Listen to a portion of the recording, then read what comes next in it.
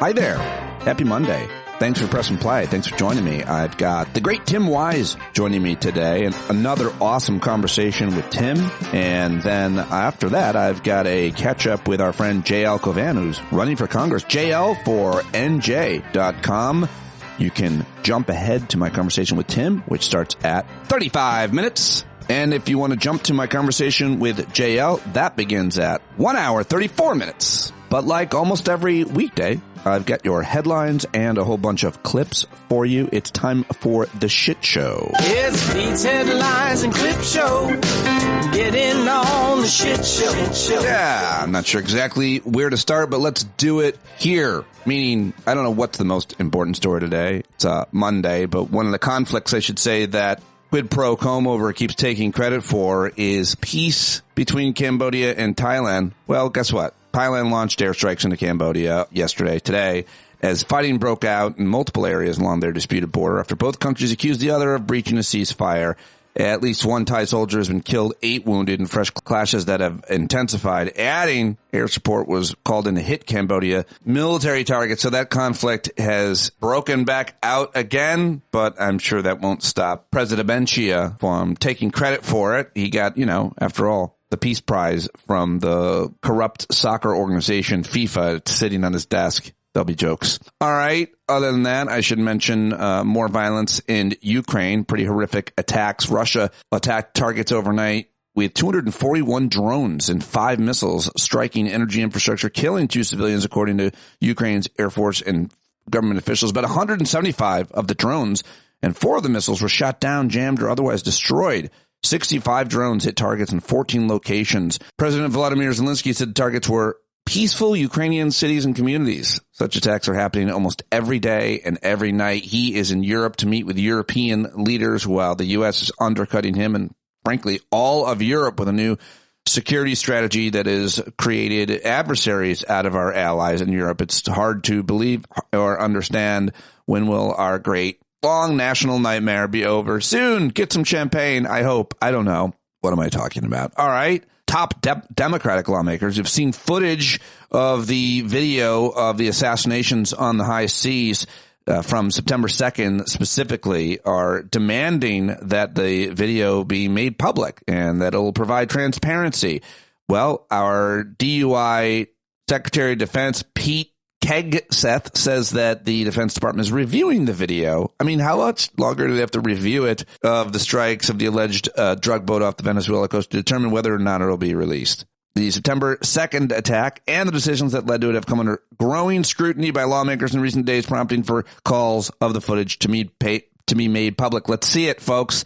Let's see that footage. Lots of comments coming up in the clips. This week, the Senate set to vote on healthcare subsidies with a looming deadline. 24 million Americans who use the Affordable Care Act marketplaces for their health insurance will need to pick a plan by December 15th. So that's a really big deal. Also this, over the weekend, the regime removed Martin Luther King Day Jr. and Juneteenth from next year's calendar of entrance-free days for national parks and replaced them or added the birthday of one very special president to the list, according to the National Park Service.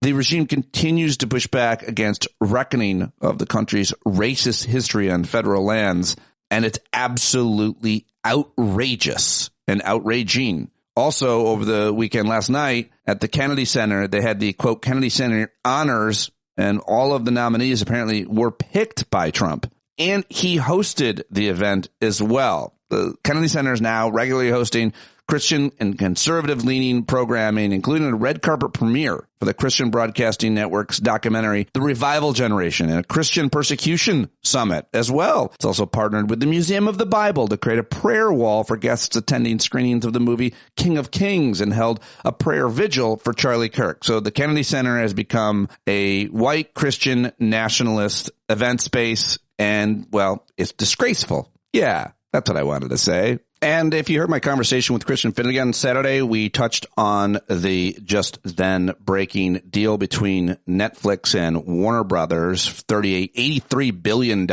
deal that would apparently eliminate jobs, reduce wages, and raise prices for consumers. That, according to the Writers Guild of America, which has joined other industry groups in coming out against this proposed blockbuster deal. The world's largest streaming company, they say, would be swallowing one of its biggest competitors.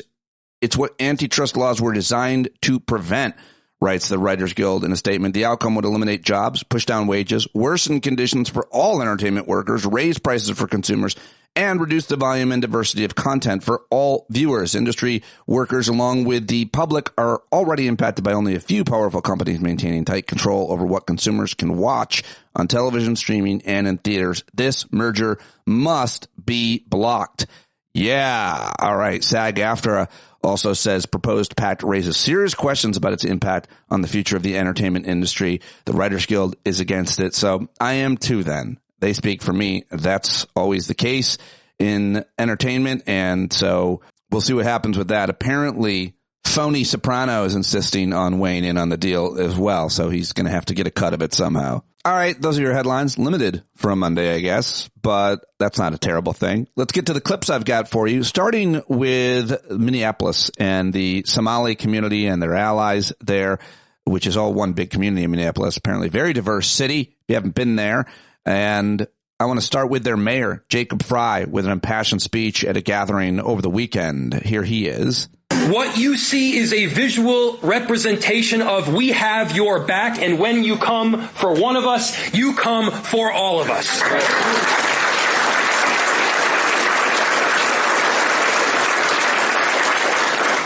We reject the hateful rhetoric of Donald Trump, but I don't want to focus on him. I want to focus on who we are as a people in Minneapolis. We are a people of 1,000 different backgrounds. We are a people where our Somali Americans have come to Minneapolis in many cases decades ago. And I said Somali Americans very intentionally. They are Americans. Yes, right. They are one of us. They are part of our family. They are part of the fabric that makes Minneapolis a better place. They are doctors and lawyers. They are bankers and real estate agents. They are the people that have helped our city rise in every respect. And what you got to know is that we're going to stand by them in every respect. Yeah, good stuff from the mayor of Minneapolis, Jacob Fry, or Frey. Is it Jacob Frey? Either way. Then there were faith leaders. Here is a clip of 3 separate faith leaders. I believe it's 2 imams and then a Christian minister. Here it is. Somali Americans who grew up in this country like me know the challenges. But we have never seen something like this before. A president who is questioning our identity. But I just want to make it very clear. Somali Americans are part of this fabric, part of this community, and we're not going anywhere. I want to say yes to dignity for all. Yes to loving our neighbors. Yes to safe communities that work for everybody. Because here's the thing. If they can do this to the Somali community, they can do this to anyone. Americans, white, black, and brown, Americans of all faith traditions, and Americans of no faith traditions are here together and across Minnesota, and we are rejecting this hate and division. And here is one of the most well-known and respected Somali Americans, Ilhan Omar, who has been demonized and trashed by Republicans, including and led by Donnie D. Cups for years now. I think she's a brave woman. I think she's a smart woman. I think she is an effective legislator. And here she is on CBS's Face the Nation responding to some of this. I want to ask you about something else that the architect of the president's immigration policy, Stephen Miller, said. On Thanksgiving Day, he posted, "No magic transformation occurs when failed states cross borders. At scale, migrants and their descendants recreate the conditions and terrors of their broken homelands." What do you make of this argument of failure to assimilate and sort of ruining America? How do you understand this? I mean, when I think about Stephen Miller and his white supremacist rhetoric, it reminds me of the way the Nazis described Jewish people in Germany. And, you know, as we know, there have been many immigrants who have tried to come to the United States who've turned back, one of them being Jewish immigrants immigrants. We know the way that people were described who were coming from Ireland, Irish immigrants. We know the way in which people were described back then when they were Italian immigrants.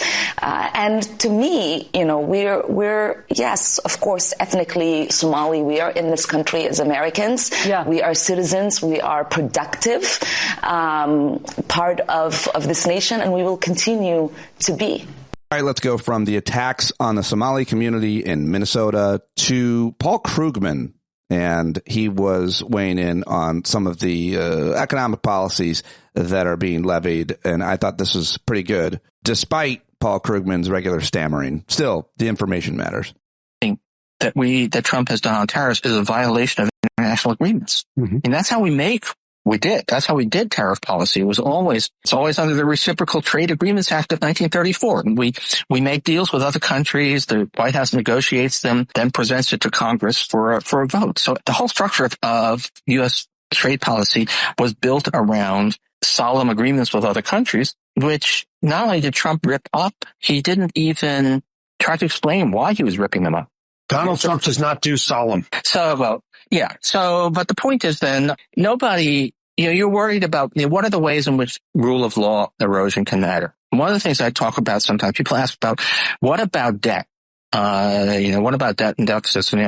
I've always been, saying don't be alarmed. And the reason I've been saying that is that serious countries, particularly serious countries that borrow in their own currency, markets cut them a lot of slack. Britain had debt that was 250% of GDP at the end of World War II. There was no crisis because people said Britain is a serious country that can manage its own affairs and will do what is necessary to deal with its debt. Are we still a serious country? Are you going to make a bet that the United States that this America with this political fragmentation is going to do what it takes? At a certain point, you have to wonder whether people start to treat us as being Venezuela or Argentina. There you go. Paul Krugman sitting down with John Harwood on Zeteo, by the way. Thought that was good and important, and I wanted to throw that in the shit show. Also, here is Tim Walz's daughter, Hope Walz, who I like. We get to know her during the presidential campaign. She's brave, she's outspoken, she's well-spoken, and passionate in defense, in this case, of her brother, and just assholes everywhere calling her family the R word and threatening them because she's been targeted, the family's been targeted, of course, by Emperor Palpatine Tiny Hands. Talking about this because while my family and I are always going to be the bigger people, the president calling my dad what he did has unleashed a storm regarding offensive language towards me and my family, and specifically my brother. You can call me whatever you want. You can call my dad, my mom. When it's Gus, to the no. He dealt with people calling him that last August, and now there's a resurgence. And no, how is it okay that the president of the United States can call somebody, anybody, doesn't matter who they are, that, and then all of his freaking cult members come and attack those people and that person's family? Say what you want about my dad. He's an elected official, right? That's going to happen. I think it's utterly disgraceful that the president would do that. But then the attacks that I have seen, I have people DMing me saying absolutely horrendous things. When I was home last week, somebody drove by and screamed that we were R words, just driving by in their car. I'm like, what world are we living in? And again, I draw the line at Gus because he dealt with that before, and not again. You people are disgraceful. Shame on you, all of you. Yes. Hope Walz, really good stuff. Follow her, support her, tell her good things. I bet you she'll see it and it'll matter. Here is her dad, Tim Walz, the governor, weighed in. This creates danger. And I'll tell you what, in my time on this, I'd never seen this before. People driving by my house and using the R word in front of people. This is shameful. And I have yet to see an elected official, a Republican elected official, say, you're right, that's shameful. He should not say it. So look, I'm worried. We know how these things go. They start with taunts, they turn to violence. So deeply concerned. There you go. Thought that was really important. Also wanted to share this with you. This is Mayor Brandon Johnson of Chicago handling some asshole at a press conference. I don't know who this guy is or I got to be in there and ask this question necessarily. But I love what Brandon Johnson, how he handled it, and so did a lot of other people. This ripped up the internet. Thousands of people have reached out to me expressing outrage. I'm having a tough time trusting and believing you. You don't talk to that many people. There's just no way. People reach out to me all the time. Well, at 2.7 million people population in the city of Chicago, if you talk to hundreds of thousands of them, you are talking to what, 20, 30, 40% of the city population? On a regular basis? Any news organization in here would dream of having that kind of interaction with the population. Yeah, your ratings are so substantial. Oh my gosh, I'm surprised you're here with just that limited equipment, because there's actually limited equipment that you are operating with right now. Let me just get to your question. I think I know what you're asking. You're asking me whether or not... And by the way, the people who interact with me agree with me. They don't agree with you. Take a look at the comments. We got it. But the fact of the matter is simply this. That the fact that you think that a Christmas market across the street from City Hall is more a threat to public safety than violent black teenagers running down State Street shooting people at a Christmas tree lighting shows your priorities. What do you say to those people, citizens, black, brown, business leaders? What do you say to those people? Got it. Yeah. That if they get a phone call from you or they get an interaction with you, they should avoid you. I'm not going to entertain, because the whole premise of everything that you bring up is not only disgusting and racist, it does no facts to it. There is not a person in this city who spends more time working to ensure that we're protecting working people. There's not a person that spends more time thinking about it. In fact, our budget reflects that. My values reflect that. You would do yourself good service by actually showing up in this room with some level of integrity as well as some honesty. You don't operate in any of that. There you go. Brandon Johnson, mayor of Chicago, just savaging that asshole. White supremacist is what he sounds like to me, but I don't know. I don't know the details of that story, that question, what the hell he's talking about, but I agree with Mayor Johnson there. All right. Now let's move on to the big issue of the day and of the weeks. It's these assassinations by the regime, these illegal, unlawful, terrible assassinations of potential drug traffickers. But let's start with John Berman questioning Senator and real-life Woody from Toy Story, Senator Tom Cotton. The clips I've got for you are pretty good. So it doesn't mean they weren't trying to access communications equipment on the boat, or that they didn't have any of their drug trafficking pals trying to come pick them up, because they were just off the waters or just off the coast of Venezuela. And that's a known area for drug cartels. Did you see any evidence of them trying to use a radio in the video you saw? Well, I saw lots of evidence of them standing on the boat that had been capsized. That wasn't my question. Did you see any evidence of them trying to get it back up, trying to flip it over? Did you see any evidence of them trying to use a radio? No, I didn't, John.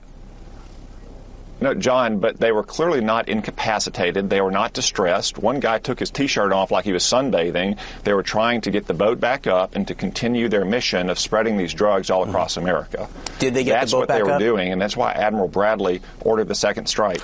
Well, no, they didn't, because we killed them, and we were right to kill them, and Admiral Bradley was totally justified in a decision he made. A decision, by the way, that was broadcast on multiple secure screens at the Pentagon and Fort Bragg, and that hundreds of people watched in real time with probably dozens of JAG lawyers. So what the Washington Post said last week was a complete lie. They owe an apology to Pete Hegseth, and especially they owe an apology to Admiral Mitch Bradley. He is a highly decorated career Navy SEAL. Well, the Washington Post reported there was a second strike, which at first the administration seemed to deny. Let me ask you this. All right, there you go. That's all I've got from Woody and John Berman at CNN. Let's go to CBS's Face the Nation with Congressman Jim Himes on this issue. As I understand it, these are signature strikes. This is an intelligence assessment based on signals intelligence saying this is who we believe these individuals to be. You know, some of these defenders of the Trump policy, like conservative columnists, have argued this is a precedent that was set by the Obama administration, which used signature strikes to kill alleged al-Qaeda operatives, including a U.S. citizen at one point in Yemen. Do they have a point here that the drone policy has long allowed the killing of suspected criminals even without due process? Well, there's a couple of really important distinctions. And you'll remember that the Obama administration, there was a lot of debate over whether signature strikes were okay or were not. The most important distinction is that Congress authorized the war on terror. There is an authorization for the use of military force.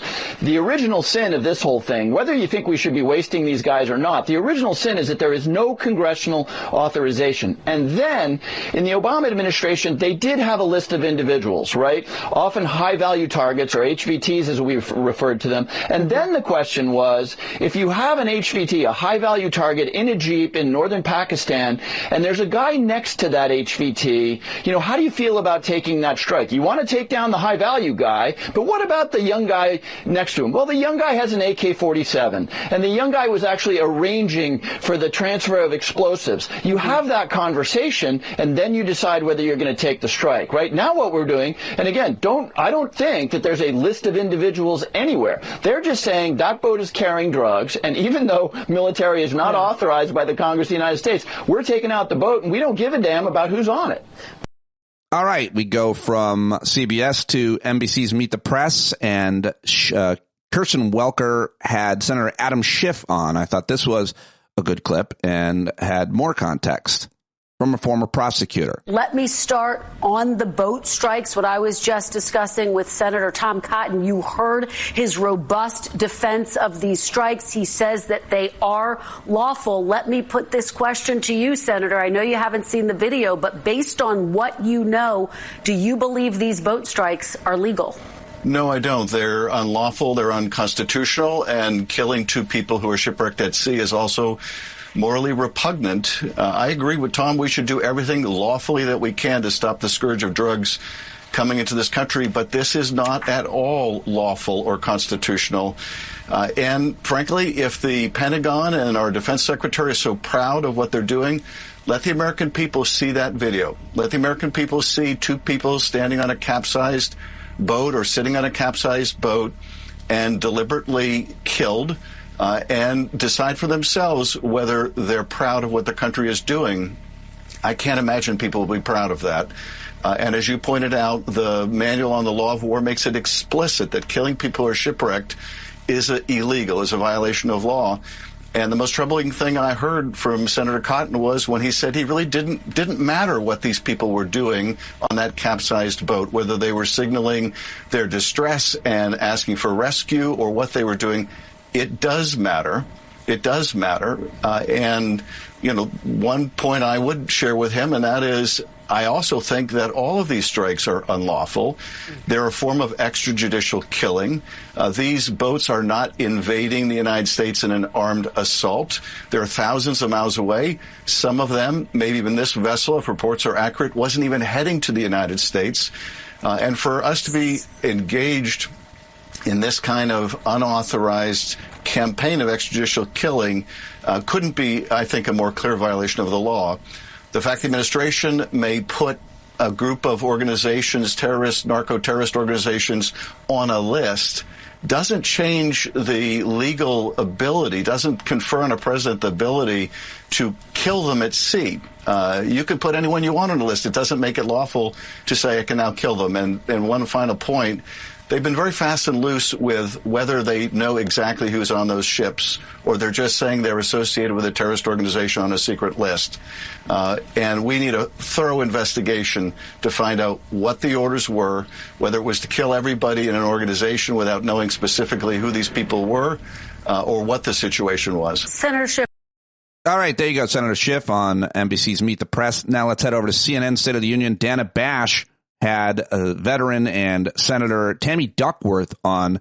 She also played a clip from Pete Hegseth over the weekend and allowed her to respond. Thought this was good. Secretary Hegseth defended his actions again yesterday. He compared the operation in the Caribbean to the fight against terrorism in Iraq and Afghanistan. Listen to what he said. What people think is cavalier or cowboy about it is the exact opposite.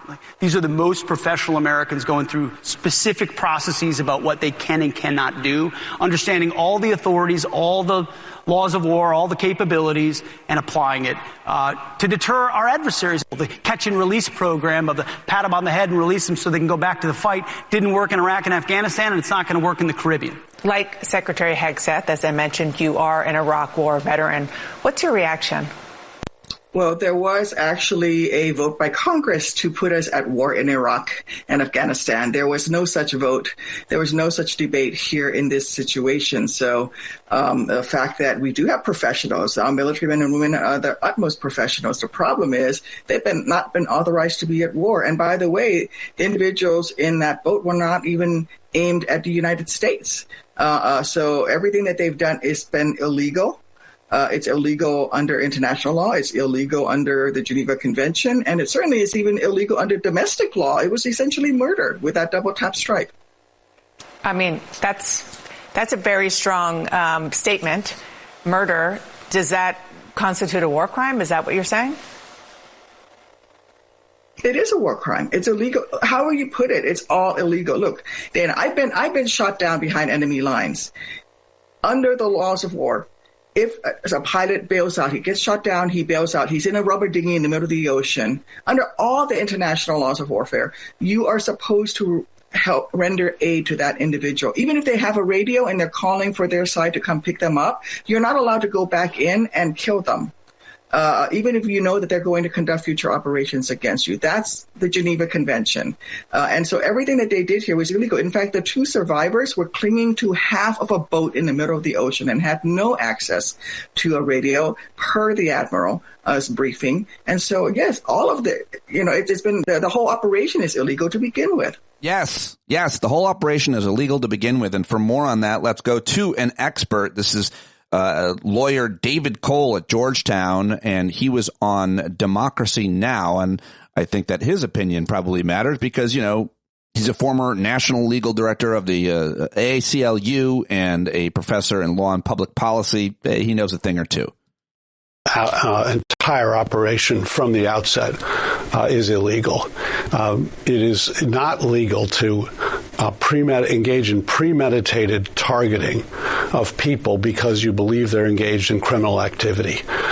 We have a system in this country for trying people, convicting them, sentencing them, even if you are found to have been guilty of smuggling massive amounts of drugs, you cannot be executed. What we've now learned is that not only is the entire operation illegal from the outset, but they're now actually targeting survivors of these strikes. People who pose no threat whatsoever to the United States are seeking to hang on for dear life, and the military is targeting them and killing them in cold blood. This is crimes that the government is trying to justify as acts of war. If they go to war with Venezuela, that too will be a war crime. It will be an act of aggression against the country which has not attacked us. The fact that people are probably are smuggling drugs into this country from Venezuela doesn't distinguish that country from Mexico, from Canada, from many other countries into which drugs are from which drugs are smuggled. It doesn't give us the authority to kill Canadians. It doesn't give us the authority to kill Mexicans. It doesn't give us the authority to kill Venezuelans. And it certainly doesn't give us the authority to go to war with a country. Yeah, there you go. Also, Bradley Moss is a lawyer. He was on Velshi over the weekend, the best Sunday show on MS Now, it's now called. I thought this was good from Moss.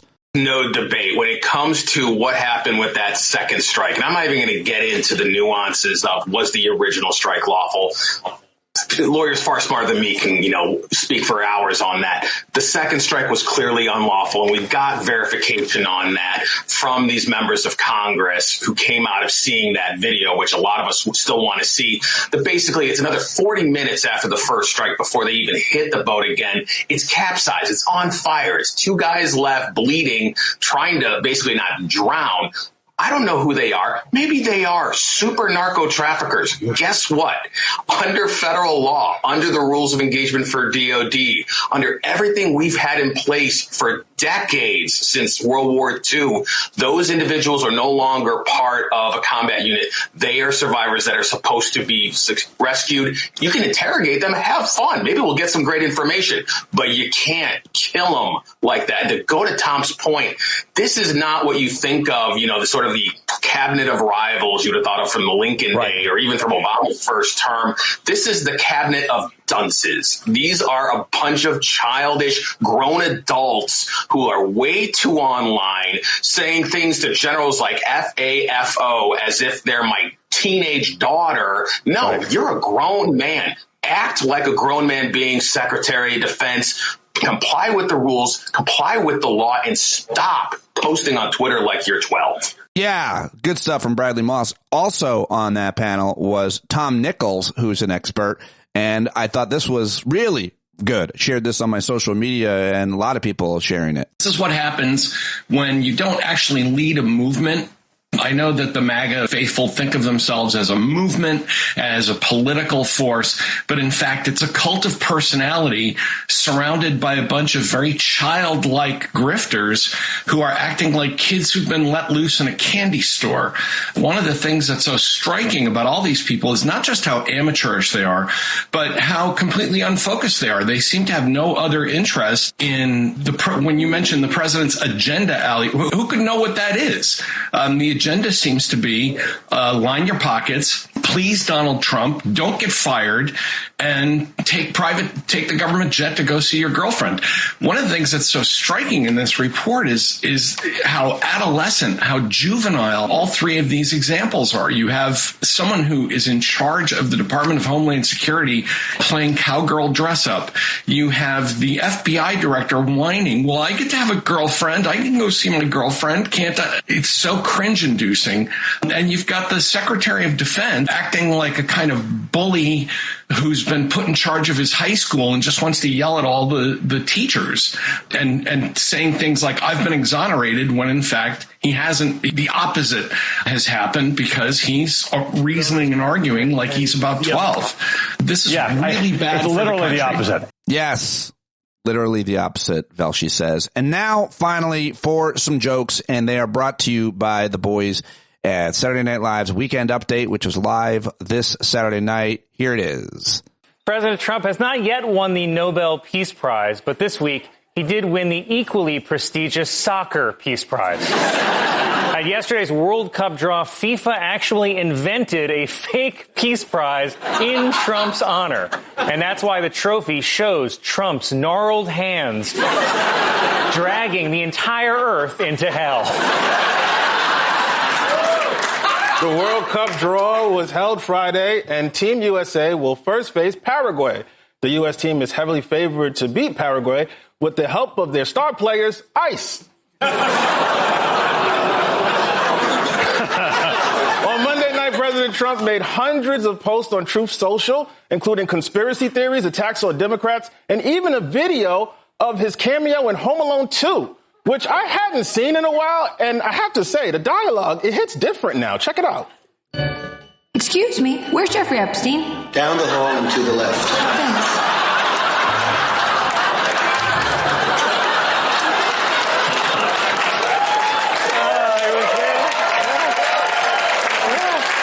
It was there all along. President Trump said that he will soon release the results of his MRI test from October. He just needs a little more time to write "of genius" after the word stroke. The publisher of the beloved children's book, Franklin the Turtle, condemned Pete Hegseth for using the character in a post about drug boat attacks. Worse, if you zoom in, you'll see Franklin is shooting at Dora.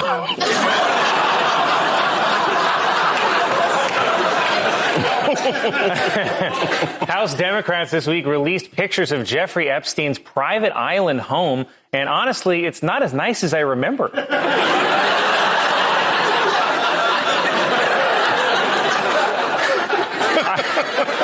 I think think definitely the craziest detail of these photos was that there was one room with just a dentist chair in it. I don't know if you saw this, which seems very weird, but keep in mind, a lot of his girlfriends still had braces. Oh, you think the victim should have crooked teeth? What? Head of Homeland Security Kristi Noem, seen here watching the end of Marley and Me.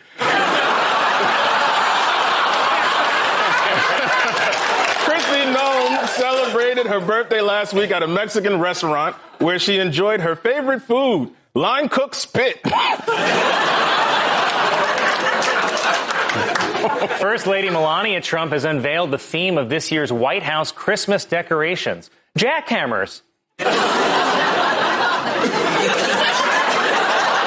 Republican women are privately blaming Speaker Mike Johnson for no women being elected chairs of House committees. But Johnson claims he is just following legal precedent set in the landmark case of Bros v. Hoes. It was announced Friday that Netflix is buying Warner Brothers Discovery for $82 billion, which explains why Netflix just raised its monthly plan to $50 million. Officials have for the first time approved building casinos in New York City, including one in the Bronx. Because let's be honest, every visit to the Bronx is a gamble.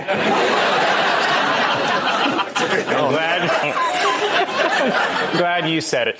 There you go. All right. Hope you got some laughs out of that. That is today's shit show, the clip show. Can't do any of it without your support. Patreon.com/Pete Dominic. This is an advertisement-free show. It is completely supported, funded, and fueled by you, the subscriber. Patreon.com/Pete Dominic right now. Thank you very, very, very much for your support. Let's get to my first guest. Coming up, J.L. Cauvin talking about his run for Congress. But right now, I've got senior fellow from the African American Policy Forum, our friend Tim Wise, who's the author of over 10 books, expert on race and anti-racism, and so much more. Talked a little bit about how he should be out there and invited on so many other issues that are important. I always want to talk to him about all of it. And we had a great conversation over the weekend, and you can watch this live on YouTube, or you could watch it on Substack at Stand Up With Pete. For both of those, go follow and support Tim. Everything you want to know about him is in the show notes. He's one of my favorite people to talk to, and this conversation is so good. I hope you like it. Here we go right now with the great Tim Wise. I really been bugging Tim to talk, and I said, could you just put on your best hoodie? I'll put on my best hoodie, and we'll just Saturday morning it. And he said, yeah, good to see you. Thank you for being here. Good to see you. I would have worn the hoodie regardless, because that's pretty much my leisure wear when I'm sitting around the house on a cold Saturday morning or even a warm Saturday morning. It doesn't matter. I'm pretty much going to be in the hoodie. If it's summer, I've got the AC cranked, I'm wearing the hoodie. If it's winter, it's cold, I've got the hoodie. It's nice to not have to actually go in to work. And you go to your studio. You get to go to your studio. It's sort of nice. You can dress how you like. Well, yes and no. I feel like you're fucking BSing me a little bit, because I've seen you on other shows. I've seen you on television. I've seen you at conferences. I've seen you in other interviews. I feel like you dress with the equal amount of respect that you have for the host. Oh, that's not true. No, when I'm doing a Zoom, I will dress like this pretty much all the time. Now, if it's a speech for a conference, yeah, of course. But no, when I do Don Lemon's YouTube show, I wear a hoodie. I think I had a hoodie on Joy Reid's. Okay. Yeah. All right. So love all of you equally. So yes, absolutely. I did not realize. I'm going to go try to find that. If anybody can find that, send the link. Right. And if I'm wrong, I'm going to feel like a real schmuck. But I'll wear a nice collared shirt for you next time. Are there some other shows that you do like regularly? Like I try to get you every month. I'd take you every week, but I try not to take advantage of people for free work. But are there other shows that often? No one that often. Don's had me on, I think, 3 times. Joy's had me on a couple of times since she started her show. I wonder about that. I sometimes wonder about your demand. I'm like, why? Like, you're one of my audience's favorite guests, and you're always good as a guest, as we're about to prove when we get into it here. I'm making small talk, but I sometimes wonder what that is. I don't know. I don't know why you're not. Maybe you're not willing to do it. Maybe you don't put yourself out there. No, I'm very willing to do it. I think there are people we go in waves. I was on everything in about 2009, 2010, 2011, 2012, that period. And then, folks move on, right, to the younger. I don't know. I don't think there's so many. I frankly don't think there's very many people in your lane, if you will. Let me lower yourself to that kind of lingo that we're now living with, because there's so many lanes. I think I use it, but I think we know. Maybe that's what it is. There are so many lanes, right? That as a result, the options people have for what they can tune into, who they could have on as a guest, they could just go on Twitch and watch Hassan Piker talk for 9 hours if they want to, right? And so when you've got a lot of progressive voices, or even for that matter, right wingers who have their right wing voices, there's so many now, right? I understand. This is the final thing I'll say. No disrespect to anyone else. Frankly, there's some really, really great, passionate, articulate, brilliant, young people on the internet saying things, but none of them can hold a candle to you, not even close, because you have a historical perspective on it and a scholarly approach. And if that wasn't enough, the way that you communicate is far better than pretty much any of them. And they're all editing this shit out of themselves. I rarely edit Tim. Now I put everybody through an AI, mostly to take out my dumb stammering and stuttering. But you're just so much better than all these guys. Now, to get to, though, another point about you is I think maybe sometimes people, producers, bookers, hosts, pigeonhole you as a race guy. You're an expert on race, but I mean, I think every time we talk about gender and any of these other kind of identities, intersectionality, history, but I'll also just talk to you. I plan today to ask you about a couple things that had nothing to do with that, because I always going to get your take on things. So to me, you're one of the best guests I could have to talk about almost anything. Well, I appreciate that. I do think you're right. I think that bookers on shows, CNN, MS Now, or whatever it's called now, all of those, right, are definitely, they do say, well, you're not a general contributor. You're not one of our general contributors. Therefore, we don't care what you have to say about the boat strikes, in the Caribbean, or we don't care, what you have to say about, whatever, tariffs or whatever, because you're not that guy. Now, they can have 15 other people on their shows who are not experts on any of those things, but who have an opinion on them, and that's okay. But then it's actually not okay, because I'm part of that problem and always have been and will continue to be, gladly. But the point is, by the way, I think this is somewhat true to a certain extent. If a big platform or network invites you on, generally speaking, go. Because even if you feel dirty about it, you're going to bring people back to where you are. And in my case, I got, if I went on some awful place and then people came over and watched me with you, then I win. We win. The only time I never turned anything down, the only time I ever turned a big opportunity down was back when Tucker had his Fox show and he wanted to have me on. Oh, well, yeah. I mean, if they're not good faith, if they edit, obviously. It, right? But no, I was saying, as being part of the problem, the other quality I didn't afford to you because it was hard for me to say is you're also very, very funny. And the point being, if you go on cable or on any of these segments, if it's me or you, you're 9 times out of 10, you're going to be better. And only on 1 or 2 things might I have an edge on Tim, but probably even not, because when you go on to do 2-3 minutes, even if it was an issue you had no credibility or knowledge of, all you need to do is read a few articles and then be able to deduce them and regurgitate them in cable news fashion. You can do that as well as anybody. You would have a hard time maybe tightening something up, but you would do it.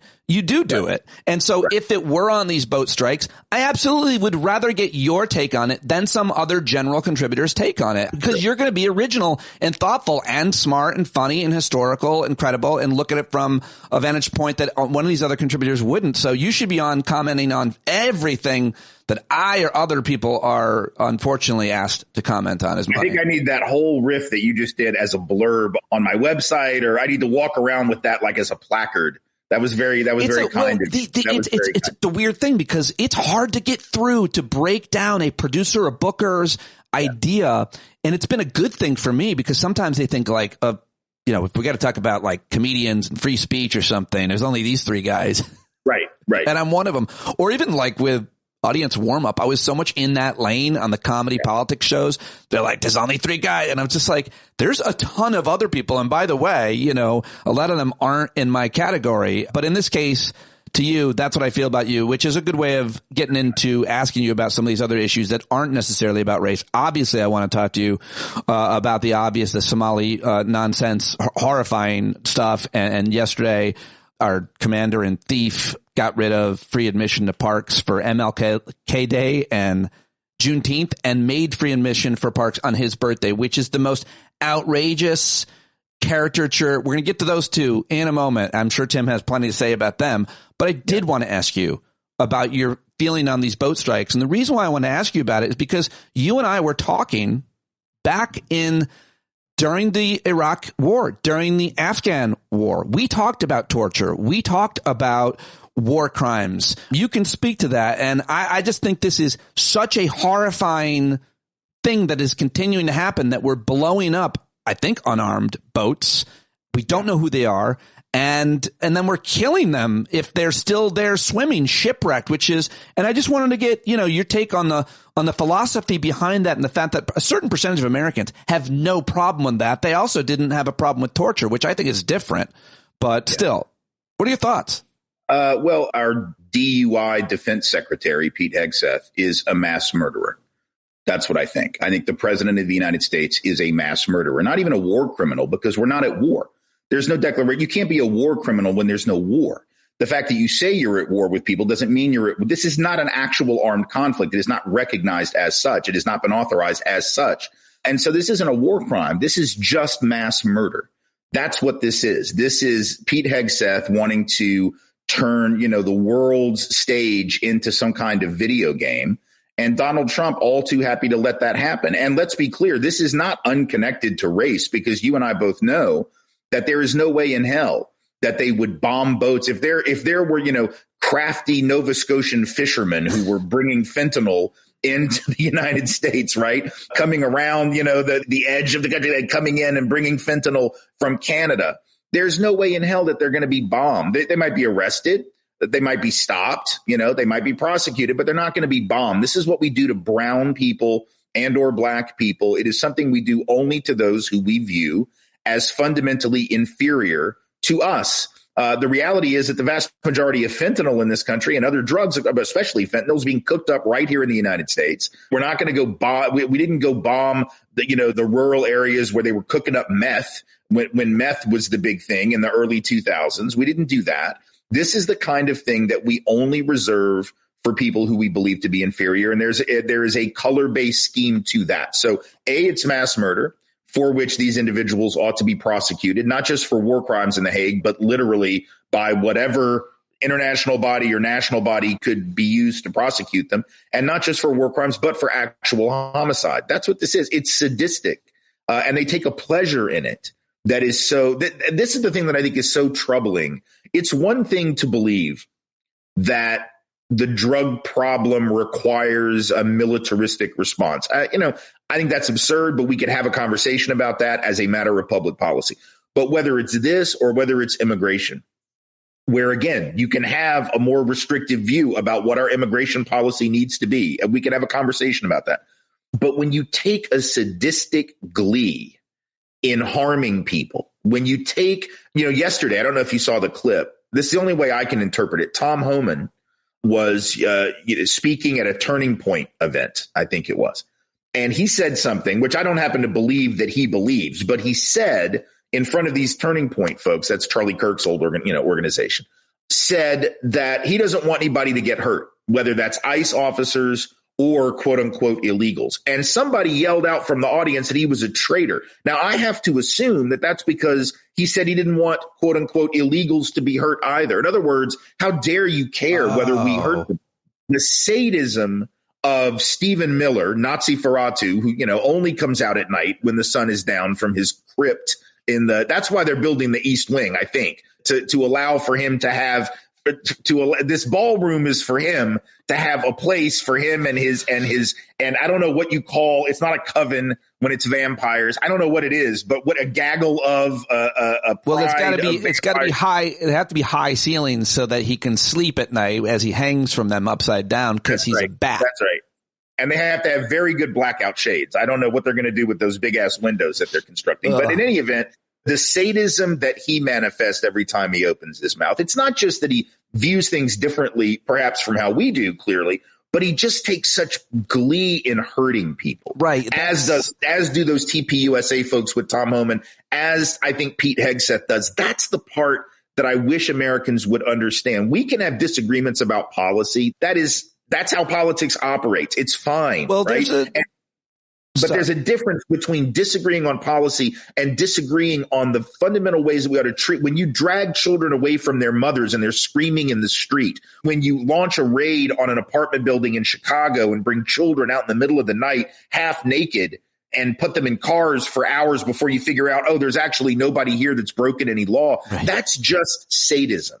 And that's the kind of thing that I would hope that all reasonable conservatives, even people that voted for Donald Trump, which I find a horribly unreasonable choice, but still I would hope and I would imagine that there are people who voted for Donald Trump who, when they say they didn't vote for this, even though in effect they did, maybe they didn't realize they were. Well, now they do. They should have been paying attention. The rest of us knew it. And now the question is, what are they going to do about this sadist in chief and his sadistic minions running around doing this, treating other human beings like garbage? You've used the word sadist or some version of it, sadism, sadistic, so many times that it seems that you are branding a certain ideology and type of person as a sadist. And the definition is the tendency to derive pleasure from the pain or suffering from others. And I looked up synonyms to it, and the truth is there isn't a word better than it. So the point being, this is how they should be branded, and this is how we should talk about them. And I wonder if they would if the people who are sadists would deny it, because I was going to ask you about this idea before you gave it the name, which is perfect, because of the comments that Megyn Kelly made about, I don't know if you heard that. She's one of the most influential people in talk. She should be said. She's on corporate media, SiriusXM, my old place. And she talked about wanting to watch these guys bleed out and suffer. Again, why do you have to go there? Again, Megyn Kelly, of course, this is someone who also, reminded us that both Santa and Jesus were white back in the day. So we know I don't what to want think it. about her. But let me just get you to answer this specifically, because we don't need to give her any credit. These people that are on the radio are just tapping into the sadism that exists in our country. So my question to you is, what is that? What percentage of it? Because that is a quality that you need to have, I believe, to support someone like Donald Trump, because he's a terribly mean person who also seems to derive pleasure from. Well, I think, on the one hand, I think that the percentage of Americans who are really bought into a sadistic kind of mentality is the minority. I certainly hope I'm right about that. But I think that if you're trying to market yourself, you're trying to, you're doing rage bait, clickbait, trying to get eyeballs, listeners, make money, which is what Megyn Kelly's doing, what all these people are doing. They get paid or vote. The more outrageous they are, the more money they're going to make. They know that even if that percentage of Americans who's truly sadistic, let's say the hardcore of the Trump base, right, which are really bought into that kind of mentality, even if it were only 25% of the American population, you can make a lot of bank off 25% of the American population. You can keep their eyeballs glued by making them angry, by tapping into that lizard brain part of all of us, right? That non-evolved part, which is just about in the amygdala, the fear receptors of our brain, right? The idea that it's not executive function of the brain. It's the part of the brain that responds to threat, that responds to fear. And that's what she's doing. Because keep in mind, this is somebody whose politics, she's the one, she had nothing but criticism for Donald Trump. And Donald Trump said all kinds of horrible things about her back in the day in 2016. This is somebody who's just like Tucker Carlson. They've all moved where the money is, and where the money is in rage and sadism and saying the most outrageous thing in order to get the eyeballs and the ears of the listening public. And so I don't know whether it's genuine, and I don't know what's worse. I don't know whether it's worse to really be a sadist or just play a sadist on the radio. Oh, it's worse. Oh, I'm sorry. I'll help. Yeah. What's worse? It's way worse to not be one, but to make money as one. Like, I always question how people earn a living. I judge everybody, including myself, on how you earn a living and the humanity or lack of humanity or what you're doing to contribute to society and your life in any way. If you're making, I know a lot of people feel guilty about how they make money. And so in a lot of their free time, they volunteer, they give a lot of that money away, whatever. But this is one of the worst possible things you can do is fan the flames of hate and sadism and rage to make money, to divide people, to get votes. But that's what they have always been successful. You don't even believe it. Right. I mean, I think that actually is objectively worse. I was being a little disingenuous when I said I didn't know. I think it is worse. And it takes me back, I think I may have told you this story before. Years ago, I used to, back in the day, I had a habit of debating Dinesh D'Souza on college campuses. I don't know why I did this, but I was building my name recognition and he already had it. And so I probably in some ways was taking advantage of him. I was also beating him time after time. It's great. So I think it's the last time that we debated it wasn't even really a debate. It was more of a panel at the University of Minnesota. We were brought in by the South Asian Students Association, and we were on a panel.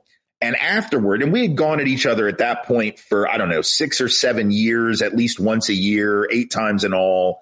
And, and this was before Dinesh went on the birther stuff with Obama. This is before, he's definitely gotten more reactionary. But even back then, he was saying horrible things. He had just published The End of Racism, which is a book that basically says, among other things, that slave owners treated slaves pretty well because, after all, they were their property, that kind of stuff. Or saying things like, black people need to close the civilizational gap with whites before they're really worthy of equality.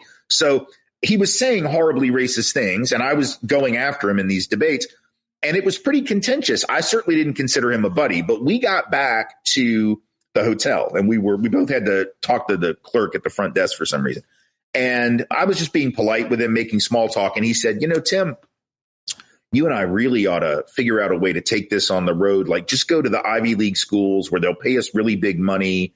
It was like he wanted to make it a traveling road show. Yeah. And I realized in that moment, and then I thought back to the time before that we had debated at the University of Oregon Law School.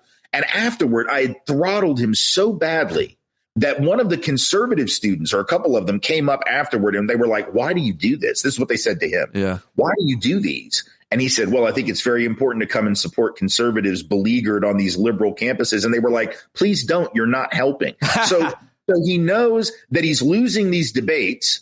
And I'm not trying to say that as some point of pride or ego, like he's just not very good at the form, but he's losing and he doesn't care, right? He's getting paid. Yeah. And he's getting paid very handsomely. Yeah. And so he's willing to act like we're buddies. And as soon as the cameras are off, or as soon as the audience is filed out of the auditorium, it's like, hey, buddy, want to go on tour with me? We'll make a lot of money together. And I remember being horrified because at that point, somebody had asked me, do you think Dinesh believes all this bullshit or is it just an act? And I thought he believed it.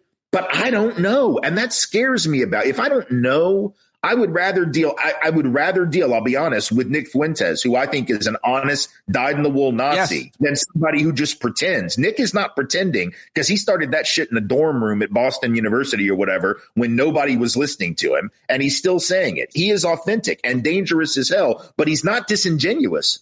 I firmly believe that, said differently, just slightly differently, or as a point, like he says things that he knows is going to get him deplatformed and demonetized because he believes them. And it's the antithesis of saying something you don't believe to make money. Don Bongino apparently was on with Sean Hannity, who kind of, I guess, called him out, which is weird, and asked him why when he did his old radio show or his podcast, why did he talk about the pipe bomber, make all these things up about the suspected pipe bomber. And I believe, I'm trying to find it now, but Bongino said, I was paid to lie.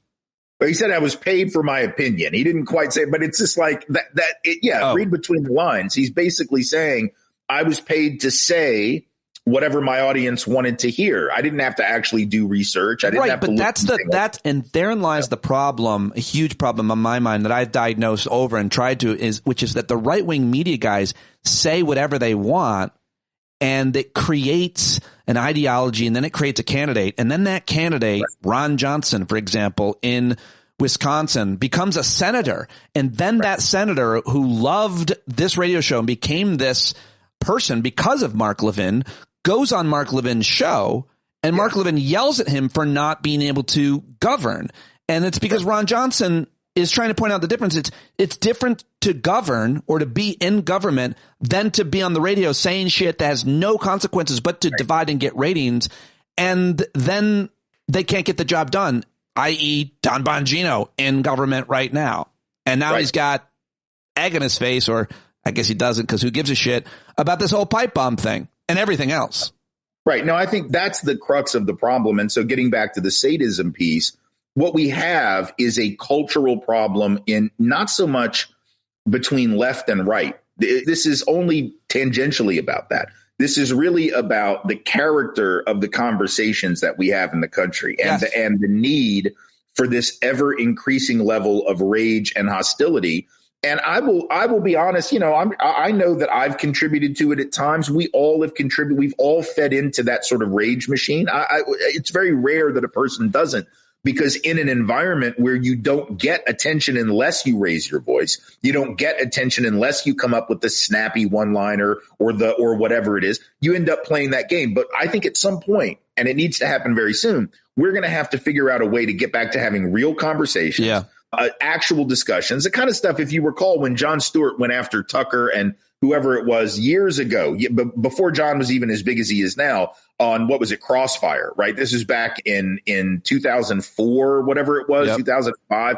And he said, you guys are just, what are you doing? You're destroying America. You know, you're just this whole format of yelling at each other for ratings. And that was 20 years ago or however long ago. It was 2004. Yep. 2004. And it's only gotten infinitely worse, in part because of the technologies that help make it worse and I think bring out our worst instincts, but also because we just haven't been able to have a conversation about the humility that it takes to actually govern a country. So the humility that it takes it takes humility to interact with your neighbor if you're doing it right. It takes humility to take care of your kids. It takes humility to do just about anything that's worth doing. And yet in this country, we don't believe in that. And we're led by a guy who is the avatar for whatever the opposite of humility is, right? And a guy who has made it clear from the time that he was a young man in business that the only goal was to crush his adversaries and his competitors.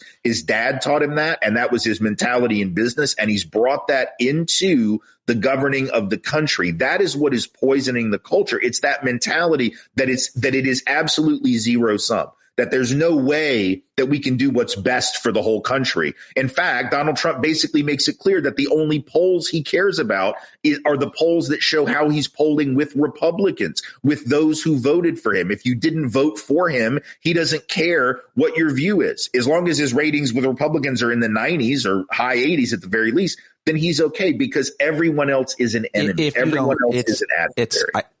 Just to put a finer point, it's more insidious than that. If you don't support him and like him and speak highly of him, you might as well be dead to him. And he doesn't care if you are dead, whether you're a citizen or a cabinet secretary. Right. Like literally, if you don't fluff him in the cabinet meeting. Yeah. I mean, that's literally what he needs, is to be fluffed literally every time that he's got his people around. I also just want to say one more thing about the media points and how the rage has incentivized the algorithm. I just want to be clear that progressives are just as guilty of performing it, and just as people on the left, and just as guilty of consuming it.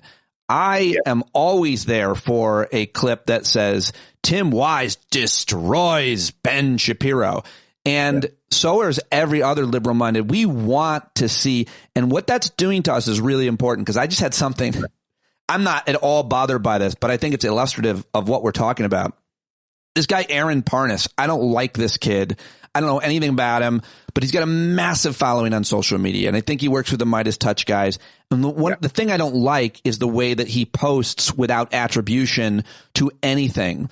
And increasingly, that's becoming more common, and maybe I'm too old school, but I try to, as much as I can. And if I don't, I wouldn't argue in my defense that I shouldn't have, attribute whoever, journalists especially, much less other artists. Right. And so I simply, I quoted one of his posts, and I said, this guy's got a problem attributing journalists and outlets. You should just fix it. It's not hard to do. Just give them credit. And Tim, he then responded, which gave it traction from all of his people. The reaction, people were so hateful to me. you're a piece of shit. I used to like you. It was so specific. And I was like, whoa, what is happening? Like he wasn't like outraged and I wasn't outraged. He and I could have a thoughtful discussion about why you should do that or not. And he could make it. But his people came from my family. It was, and I'm like, I'm saying to everybody listening, and I just want to hear your thoughts on it. Obviously, like, don't become that. If someone attacks me or Tim or criticizes us, you do not need to threaten their family. No, yeah, that's sort of basic. Right. No, absolutely. I'm being hyperbolic in that case. No one threatened my family with the Aaron Parnas thing. But I mean, they were like, I used to like you and what's wrong with you, piece of shit. Just horrible shit. Yeah. No, I think that is something that we are all sort of addicted to, the dopamine rush of the hot take or the clever meme or the video that says so-and-so destroys so-and-so or whatever else. And I'm sure we all get a little rush when we see our side owning the maggots or whatever, just like they do the same when they own the libs. There's this guy that I enjoy. He's funny. He's clever, but I sort of hate watch him also. He's this young kid. I don't know his name. He's on the left and he does all these Instagram and TikTok videos basically from his car where he's just screaming from the car, right? He's just like, and another thing, you fucking blah, blah. And he just is cussing the whole time. It's pretty funny. And he's very clever and he speaks really quickly. And I appreciate his cadence, but it's totally not helpful, right? Like it's totally not productive, I don't think. So I just watch him and I realize like, oh my God, he's getting all these folks really amped up. But the question is, what are they really doing after they see this rage-filled video? Are they really going to go out and do anything? Are they going to read a book? Are they going to go out and organize in their community? Or are they just going to think about, and now there's like 7 of them that they proliferate. Now there's like 7 others who do these rage videos from their car. I don't know about you. I've never had the impulse to like just go sit in my car. It's not moving when they're doing it. They just like go into their driveway and they yell at the dashboard. Let's talk. Listen, whatever else we're going to talk about or not going to talk about, because the only thing I want to talk about is people making rage videos in their car. And kudos to those who did it first and are still doing it. But it's not just rage videos. It's all videos, always in your car. I don't know what it's about. I'm self-conscious. I made a video recently of a commentary of just me for 2 minutes. I had 2 solid minutes of thoughts on something while I was walking, and I tried to make it a little funny, whatever. And I'm self-conscious of doing that more, but I'm even more self-conscious in general of being performative in any way. I'm always performing. Don't get me wrong. I'm always performing, but I like being too performative or being in such a way that seems disingenuous, fake or phony. As a comic and a human, that makes me cringe when people are doing kind of that screaming, like they must have rehearsed it, and you can tell when it's authentic. And it's got to be rehearsed, and they've got to have. There's no way that these folks that do this in their car as fluidly and eloquently as they're doing it don't have something. They are looking at some app that is doing like a scroll. They've got to be reading a text. There's no way that they memorize this. I don't believe for 1 minute. Because it's not edited. I'm watching it. It's not. But I do worry about like, what are these?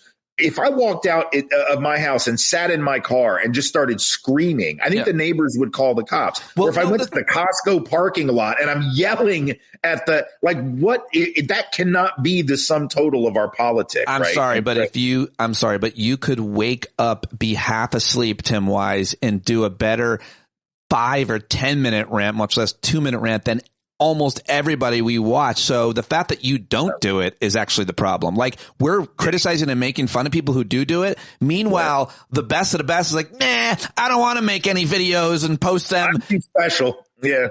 I mean, you don't have to be in your car. Tim, we'll take you anywhere. We'll build you a rage stage if you want, because you actually are credible and good at it. And by the way, don't need that's why I think you're such one of the greatest guests. You're so good at talking. That's why people love to book you to speak and so on. You're real good at it. And yet you don't have like a massive TikTok, whatever, Instagram. You should be doing these 2-minute videos every day about fucking everything. And I always say that to you on and off the air, because there's so many lesser, weaker people, including me, doing it. I'm here every day, but usually platforming someone like or similar to you. So, okay, got to ask you about a couple things. What is your but what is the state of the MAGA movement?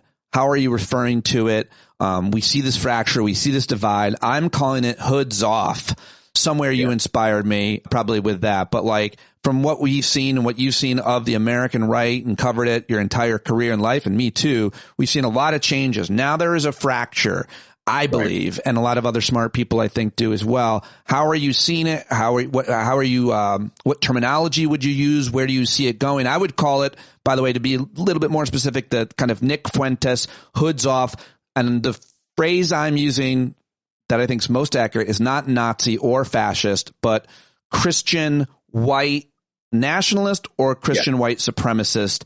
That's what he's leading. And then I'm not going to call them establishment Republicans, but basically the rest of MAGA is how I would call that, or the conservative movement in general. What do you think's happening right now on the right? I think you're right. I mean, I think that this has always been a movement that I think was motivated largely by white nationalism or Christian nationalism, among other things. But I think that the divide now is very clear. They have gone all in as sort of the Afrikaner party at this point, both literally and figuratively, right? They are essentially capitulating to the worst impulses of the worst people in the coalition. Now, I'm not suggesting that everyone who ever voted for Donald Trump is a white nationalist or a Christian supremacist. I don't believe that. If you've been with them since 2016 and you were an early adopter and you're still with them, then I think there's a pretty good chance you might be in that crew. But I realize there are people who are just incredibly, by their own admission, low information voters who don't really understand how inflation works, who don't understand how the price of gas gets set or eggs, and who might have gone out and voted for him thinking he was going to help the economy. If you're still believing that,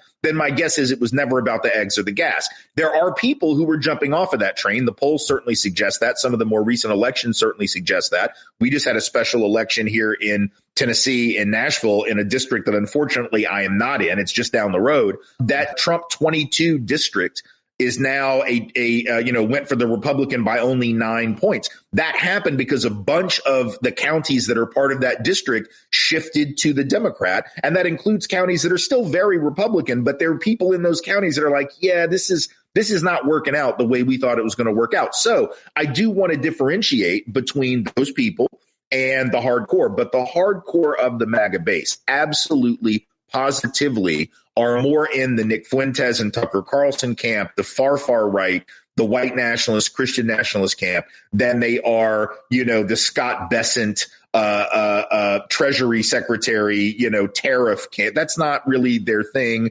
The only reason that those folks might like tariffs is because they can stick it to brown people around the world primarily. So even for them, that's race and that's culture. But I suspect that this is what the right has done. This is the David Dukification of the Republican Party.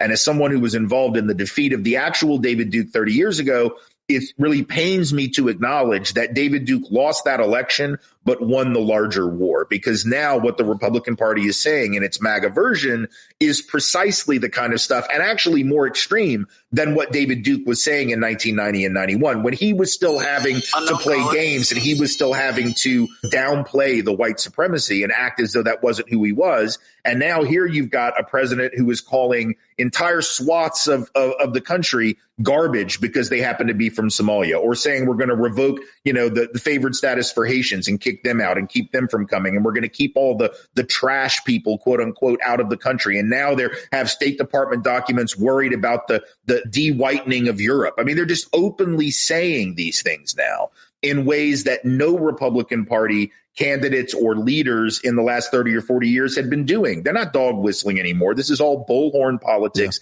shouting it from the rooftops. And I think that's what Democrats have got to come to acknowledge. That's who the enemy is at this point. This is not Bob Dole. This is not Jack Kemp. This is not Ronald Reagan. This is not even Newt Gingrich in his 1994 version.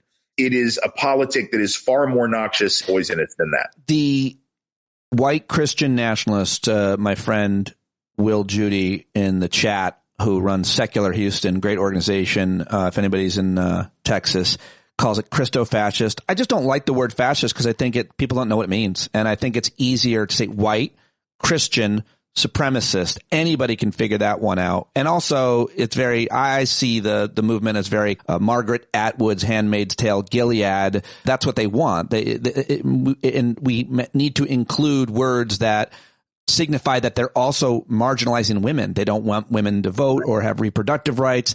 So white Christian nationalist works for me, but it's also really important to be clear. The attack on black and brown people is so overt every day. And someone somewhere must have a clearinghouse or spreadsheet of all of the overt white Christian nationalists that work in the federal government now, from DHS to ICE to the Department of Commerce. I mean, well, I don't have a full list, but I did want to mention, I work for African American Policy Forum, and we have just released a report this month called Anti-Blackness is the Point: Racism, Misogyny, and Donald Trump's Assault on Equal Opportunity. And folks can get that at the AAPF website. And what we do in that report is we actually document the 4 pillars of anti-blackness that are so obvious in this particular moment. The first of them being the obviously racist rhetoric that is used against black people in positions of leadership, especially black women. So it's both racism and misogyny, together, what Moya Bailey calls misogynoir. And so there's this overt rhetoric that is used. It was used against Kamala Harris, calling her low IQ, which of course is the slur that Donald Trump uses for Jasmine Crockett, pretty much any black woman. But it's also the attack on, the removal of CQ Brown from the Joint Chiefs of Staff. It's the removal of Lloyd Austin and the replacement with Pete Hegseth. All of it based on the idea that those were DEI hires. So now we got to get back to merit, right? The rhetoric of these people aren't qualified. So that's the first step, is the rhetoric of anti-blackness. The second that we talk about is the assault on DEI, both in the public sector and private sector, threatening companies, threatening schools that have any kind of DEI with lawsuits if they continue, which is leading to a massive scaling back of DEI efforts, some of which didn't even really start until 2020, after the uprising that summer after George Floyd was murdered. So we talk about and we document that. The third is the assault on the civil service. A lot of folks think that the attack on federal employment is just a typical sort of conservative attack on big government. But notice the departments that are specifically being targeted: Department of Education, HHS. These are departments that have a disproportionate share of black employees, particularly black women. And when you assault the structure of government, given the racialization of public employment over the last 40 and 50 years, the public perception of government is that it serves, quote unquote,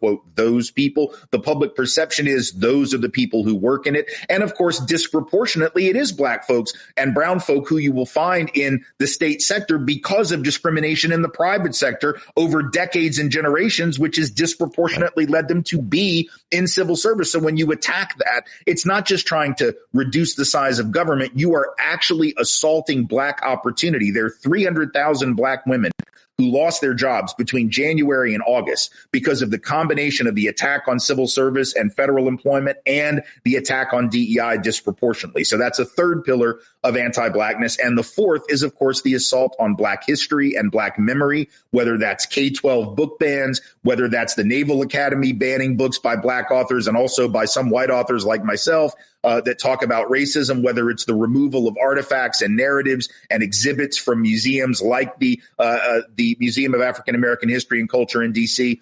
All of those 4 pillars combined demonstrate that this racism is not just generic and it's not just some sort of free-floating thing. Anti-blackness is, as the report says, the point. It is the motivating force behind a lot of what Donald Trump does and what this administration does. And it's best summed up by Darren Beatty, who is Undersecretary of State for, I think, Public Diplomacy or Public Information. It's in the report. I can't recall the exact title. But he was appointed by this administration, and he is on record last year before the election saying that if you want things to work, you have to have competent white men in charge. That is an official in the Trump administration who says that. So that's what these folks are about. They're not hiding it. And our report documents with all the receipts the extent of this anti-blackness. So I'd encourage folks to get it and spread it widely. I just shared it for people watching on the screen, and you can go to aapf.org and download the PDF, and then you can read about it. It's really well done. Of course, Tim is a senior fellow there. It's a great organization. The answer to my question was this report that your organization put out answers all of the questions about why the closing the parks, free admission to parks on MLK and Juneteenth, the way he talks, but more importantly, the policies, the erasure of history, especially. It's so audacious and effective. it's effective, I think, probably. As well. Absolutely. We document in the report, for instance, speaking of public parks, the removal of true descriptions of history in those parks. There's several examples that we give where, Harper's Ferry, the Harper's Ferry Monument in West Virginia, where they just want to take out the part about John Brown fighting racism and slavery. Well, if you take that out, there's not much left. Or the administration sending a letter to the Boston African American History Museum, which is part of the African Meeting House, which is a place that Frederick Douglass spoke when he was alive, and William Lloyd Garrison spoke there, and escaped enslaved persons would be housed there and protected there. And they received a letter from this administration shortly after it took over saying that I think it was a $500,000 grant that had been offered by the federal government to help support the museum was being yanked because it no longer served the interest of the United States or the priorities of the Trump administration. So, I mean, that is the kind of thing and that's not accidental. Right. Erasing history why would they do that? Why would we want to erase history? Two reasons. Number one is because if we acknowledge the history, we have to acknowledge that much of what we've learned about our country has been inaccurate. That's one obvious reason that we don't want to deal with the horrors of white supremacy, enslavement, segregation, lynching, et cetera. But the bigger reason is that if you learn about history, you learn about those injustices, you also learn about the people who fought back. And you learn about the resistance strategies that they used. I believe, for instance, the attack on the African American History Museum and Culture Museum in D.C. is not so much that they don't want white kids to be offended or feel bad about the history of white racism. I don't think they want Black and brown kids, or white kids for that matter, to recognize that there's a way to fight back against autocracy, that there's a way to fight back against white supremacy. Because when you go to that museum is not a compendium of oppression. That museum is a testament to perseverance.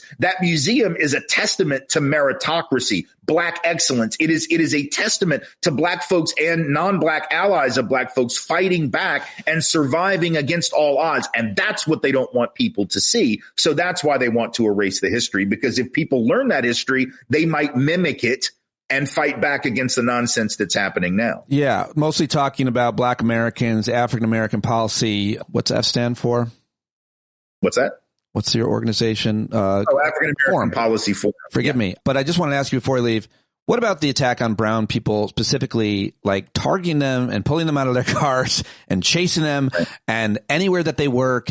And you're just seeing it every single day. It's very, very focused on, I would say, the Latino, Hispanic communities. It is. But here's the thing, and this is something that needs to be pointed out, too. Where did this country get the idea that chasing down people and removing them or snatching them up was the legitimate public policy? That, too, is rooted in anti-Blackness. It's rooted in fugitive slave laws. It's rooted in the tradition of slave catchers. And by the way, even though only 5% of undocumented people in this country are Black, would be considered Black, 20% of people who have been deported by this administration so far have been Black. So even there is a disproportionate attack on Black folks. And even people who are not Black who are being attacked are suffering for the history of othering, which anti-Blackness has always been, right? The idea that there's white people and there's everybody else, that is rooted in a history of anti-Blackness, which is why it's so important for Black and brown folk to make common cause and fight back along with white allies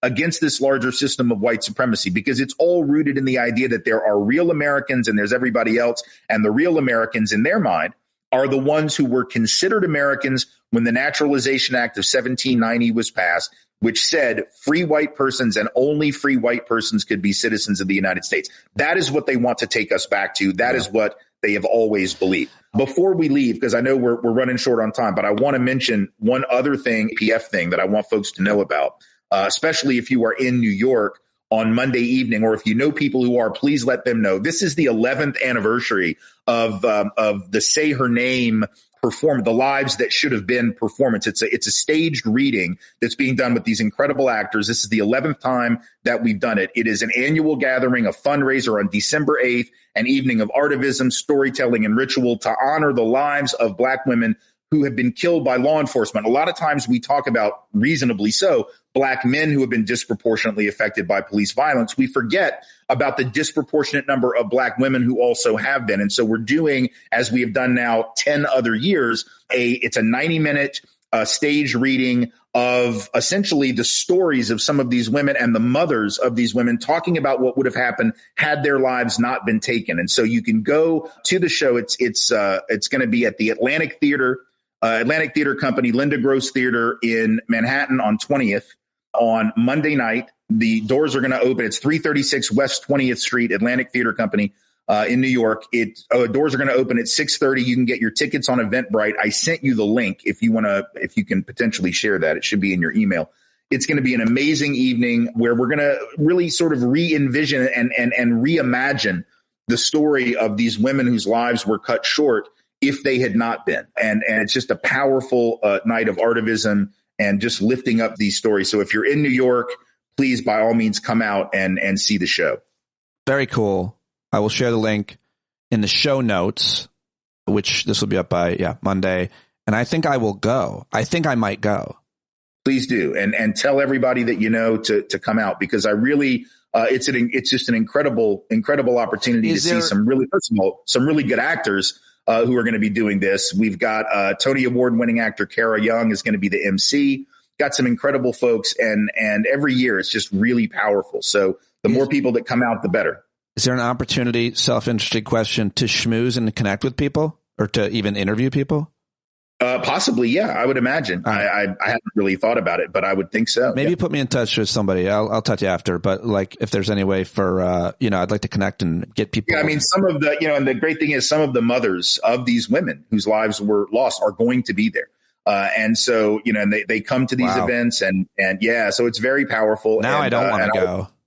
Yeah, well, it's a lot. No, it's a lot, I'm doing a new thing. I haven't really talked about it so much, a little bit, but I'm like leaning into other people's suffering because I've avoided other people's suffering, and that has only created when my suffering is worse, and it helps me feel better when I'm not avoiding it and leaning into. So I joke. The joke is I don't want to be around suffering people, but the truth is I'm actually trying to. I always did avoid it, and now I'm trying not to avoid it. Well, and what's amazing about this reading and the presence of these moms who will be there is their fortitude, their resolve, not only to uphold their children's lives, their daughters' lives, right, but also just to be part of this both healing and activist network moving forward, and reminding us not only, hey, I lost a loved one, which you can understand anyone who loses a loved one wanting to do that, but also wanting to connect that memory to a larger struggle and a larger movement, and to not forget that we still have a significant problem of police violence against folks of color, particularly black folks, and not just black men, but also black women who sometimes get dropped out of the frame. And so we just want to take this opportunity, as we do every year. This will be, as I said, the 11th year to really to hold that up and to remind folks that there's a lot of work still to be done. Very cool. Very cool. I'm going to, if there's any way, if I can cover it as media and promote it and share it, I will definitely reach out to your people there. Tim, always great having you here. See, we can talk about anything, and we should probably invite Tim and others on, have a little bit more fun too with some of the other inane things. Like, I don't know if you're a member of Costco, but I feel like there's a lot to talk about there. Yeah. It's funny. I tried to sign up to start being a member of Costco this last year, and I was trying to do it online, and it glitched on me. And then I was too lazy to just drive across town and do it. But I am going to do it. My plan is to do it because it would save me a lot of money. That's huge news, because as you go through it and as you experience it, I want to document it for people. Your girls are old and independent now, like mine, living alone. And so going to Costco, it's like, is this a place for a one-person household? I feel it might not be, but I will argue that it is, but I want to see what your experience is. And I don't know how much chicken you eat, but there is. I just want to go. I just want to try it. There are some things that I really need to have a lot of. There are a lot of things I don't, but I just want to go for the experience. I think the gas probably, of course, the problem is it's the other side of town. So the gas that I'll waste to get over there. You don't have to, at least here, you don't have to, people don't know this, you don't have to be a member to get that sweet Costco gas. Is that right? I mean, here you don't. Here you don't. Okay. Yeah. Maybe. I don't know. So, let me know what happens. But I'll let you know if I get that membership. I can figure out how to do it. My problem is whenever I'm online and something glitches, I'm just like, fuck it, I'm done. I hear. I give up. I give up. It's like when we were trying to get on earlier, your audience doesn't know this, but the thing was glitching and I almost just said, fuck it. I don't even want to talk to you today. We can't make the technology. I'm done. I don't know. Screw it. I'm going to go back to bed. I don't know. I do want to come back. I do want to come back soon and talk to you. The one thing we didn't get to talk about, but I want to talk about because I feel like I need to talk about it is the last week I've spent writing a victim impact statement for the court that I'm going to be reading at the sentencing hearing of one of these white supremacists who had me marked for assassination. She's taken a guilty plea and she's going to be sentenced this month. Her co-defendants are fighting the charges. They're going to go to trial in 2026. But I had to come up with a victim statement that I'm going to read at her sentencing. She's going to be going away for 25 to 30. And I've been sort of laboring to figure out, like, what do I want to say? How do I want to say it? What is the message I want to offer, both for my own sort of peace of mind and healing, right? But also because I have this ridiculous belief in the power of my own persuasion, which probably people like you puff up because you tell me how incredibly good I am with words. And so there's part of me that's like, surely I can give this Nazi something to think about in the next 30 years that'll transform her life. And I don't think that's necessarily true. And I don't even care. I have to say certain things for me, regardless of the effect it has on her. But I would love to talk about the process of writing this statement and what it means to have to go into court and talk to someone who had solicited my murder, like literally solicited mine, and not just mine, a couple dozen other people. We had, kill cards with our houses, pictures of our homes, our addresses, our faces. What's that like, That is, I did see you posting something about that publicly and that you were working on it and struggling with it.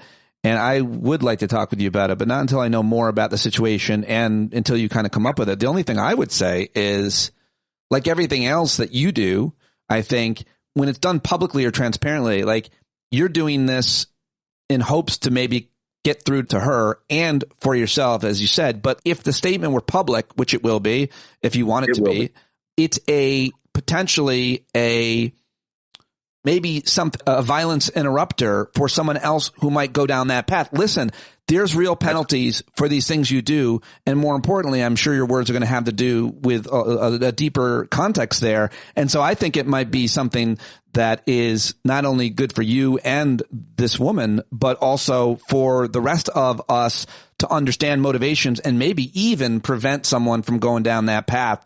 So that's my hope. And I certainly will. I pretty much have it completed now. I can't obviously publish it publicly until I've delivered it to the court. Once I've done that, which should happen in the next couple of weeks, I am going to be publishing it, and then we can come on and talk about it. Because I agree. I think that would be the mistake she made was, well, first of all, threatening to kill people's a mistake, but threatening somebody who can, in fact, as a writer, put something together that could be influential was a huge error on her part, because it means that I'll be able to reach, potentially as many people as more people than they were. So, is it a situation where you actually read it in court? Yeah, I'm going to read it in court. I'm going to do it over Zoom. It'll be done. The trial is in Sacramento, and I'm not going to go to Sacramento for it, but I will Zoom in and read it. Yeah, well, we all want to know more about this. Is it true that you want to give the exclusive to your victim statement to Don Lemon and not me? No, I'll give it to you. I'll be happy to give it to you. I mean, I'm gonna publish it, of course, but I'll talk to you about it first. I will make you that promise. What an unbelievably fucked up thing for me to say, but I felt it, so I said it. Tim, it's great, and I really do want to hear more about that, and I hope that, I wish you nothing but peace and how you find your way through that, and the whole experience is really profoundly dramatic, and I'm sure emotionally affects you and a lot of other people. It's been surreal, especially and because we do like to be funny on this in these conversations. It's especially fun. I don't know whether this makes it just more hilarious or absurd, or whether it makes it sort of pathetic. But the two people who were the principal people who were threatening, who were behind this group, is called Terrorgram Collective. Folks can go and look up who they were. The guy who's fighting the charges, in addition to being a Nazi, which is interesting, is also a DJ in Idaho and apparently gay. So a gay Nazi DJ who, I guess, when he's not threatening to kill people, is spinning Bronski beat for people in the club.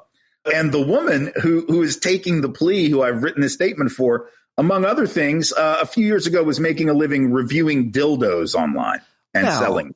So I have a dildo saleswoman and a gay DJ who wanted me and a bunch of other people, U.S. senator, a mayor of a major city, dead. I don't know whether that's funnier, more absurd, or more pathetic. Like, if I was going to be threatened by a Nazi, I would hope it was like some big hulking skinhead with a lot of tats. But not the guy who's like, and next, find young cannibals. I don't know. But even that guy has some interest in his life that is the antithesis to whatever he's projecting outwards. Like, even that guy might be very much into Smurf dolls or any other kind of weird cosplay. But it's so weird that woman did that, because I'm actually, the reason why I have to let you go, I'm doing a dildo review segment. And my guest for that is in the wings. Excellent. So, well, enjoy that. It's going to be great, I'm sure. Come on in, Gary. Why is he in my apartment? Hold on, I'm not done with Tim. Dildo reviews coming up next, folks. I think you're going to like what we have today. It's going to be a lot different from the last one. Tim Wise, so grateful. Thank you very much. Thanks, everybody, for listening and watching live and now on the podcast. All right, that's me jumping back in. And Tim is always great. Really appreciate it. I hope you'll support him. AAPF.org is the website, and you should go there and you should learn more about the African American Policy Forum. Really good stuff. Kimberly Crenshaw's think tank, and she's one of the best. So go check out AAPF.org and everything Tim Wise. Now, let's check in with our friend JL Cauvin, who joined me live on Sunday night. You can watch this as well. He is running for Congress. Go donate to him right now at jl4nj.com. Let's do it. There he is, the future congressman, ladies and gentlemen, in New Jersey's 11th district. Me. What? Oh, I was looking for the future congressman behind, but you were talking about me. That's you, buddy. I don't know if you know, but you are running for Congress. You're on the ballot, and I think you know all about it. I'm very excited to have you. Congratulations on getting this the necessary signatures. That first step is a big step. It's part of an important part of democracy. You got to go out and do the work. You did it. You had a few people helping you out. Give a shout out to our friend Nick DiFabrizio, I know, who is real supportive of you there in New Jersey. He's the best guy in the world. So congratulations. Yeah, they've become like my campaign parents. They've been to multiple events and driven me home multiple times. So it's the humbling thing about this. And I think, I'm trying not to speak in cliches, but it's the same thing as a comedy career. When you're struggling or this or that, and then like 15 people show up to a show, you're like, wow, that's amazing that you put your faith in me. And with this, it's an even bigger deal that I had friends, fans, a few like almost strangers that like a friend vouched for me, take petitions, get 8, 10, 20 signatures. And it was like, I called it on my podcast, political Dunkirk, all these little boats going out to rescue my attempt to do this. So, I had the least amount of signatures in the field that qualified. I had 619, but I just felt like I have no operation behind me. It was just me and some people who believed in me got me on. And I think now that I'm getting to some events and meeting candidates and meeting voters, I'm showing well for myself, like as I kind of anticipated I would, that I can make a different kind of impression than a typical political candidate. I think that's why so many of us thought it was an amazing idea. And I'm really excited that you're doing it. There are 10 or 12 candidates or something like that. And there are some that are kind of front runners. They have name recognition. They have money. They're elected leaders already. And tell me a little bit about the field and how you're feeling right now. You've already had a couple of events, and we kind of knew this, those of us that are fans, friends, supporters of yours. If you got an opportunity, if you put JL on the stage with all of the rest of the candidates, and they all have equal time to prove themselves, JL's going to come out looking real good because he's a great performer. He's a convincing guy. He's super smart. If you can combine that in a message, a short message or whatnot, people are going to like it. And I know that's what's happened. So tell me about the field and how you're feeling here at the very beginning. I wake up every day at about 5:15 with no alarm. And by 5:45, I am in a deep state of panic.